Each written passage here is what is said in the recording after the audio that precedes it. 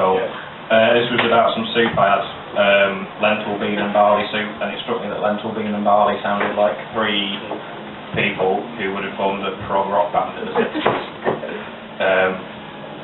It involves the word goom, which I should explain is spelt G-O-O-M in capital letters.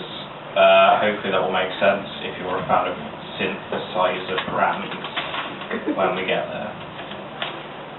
But, you know, for now, just strap in and enjoy the ride.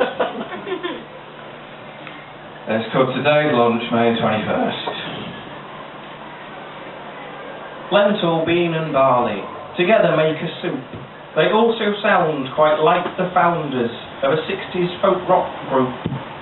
Peter Barley plays the psaltery, Dave Lentils on the lute, Roger Bean plays ocarina, the three become a troupe. They dress like burlap finches, invoke bucolic moods, reanimate songs of time forgone, revive them at the roots. They resurrect old madrigals, all polished with new tunes, sing shanties, sonnets, long forgotten, the trio's fanbase blooms. Now lentils on the djembe, as the band expand their view. Barley chooses the Mbaramuru, Bean plays Boogaraboo. They're instruments, by the way, in case you didn't know, if you're not well into African music. You have to check Wikipedia to write that verse. Their star goes on ascending, renown and riches too, until the day when crooked fate sent everything askew. One practice lentil starts to play a song that doesn't stop, a psychedelic, endless epic. Bean thinks he's lost the plot. The lyrics chart the life cycle and the wonder of the frog. Said Barley, he's had it. I thought it was acid, but it's worse. He's been taking prog. Well, Lentil went on with his paean on a bank of synth stacked to the roof. He continued to play under his new stage name, the Paladin of Kismetic Truth. But the song didn't go on forever, though Lentil remained in that room. For with one florid gesture he caused a prog jenga, and under his synths was entombed.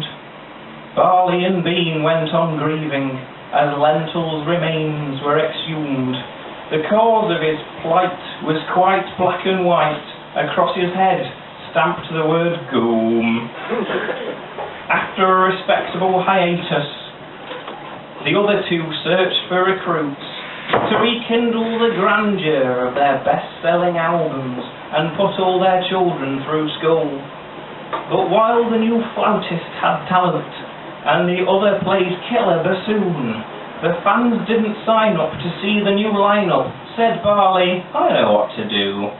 I'm afraid that most folk fans are veggies, and your names, just like ours, have to suit.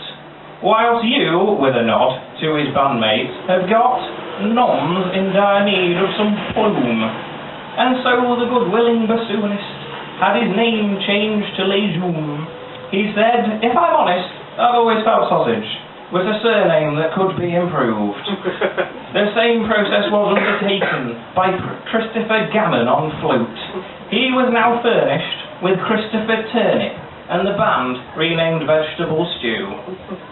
Their grand comeback tour was of legend, playing festivals under the moon. The crowd let forth cheers through real ale and beards. There was airplay on radio too. One further offer was waiting for Barley and Bean to approve. To honour the band, a big brand had planned to immortalise them with a soup. So reader, when your broth has beans in, remember these intrepid few.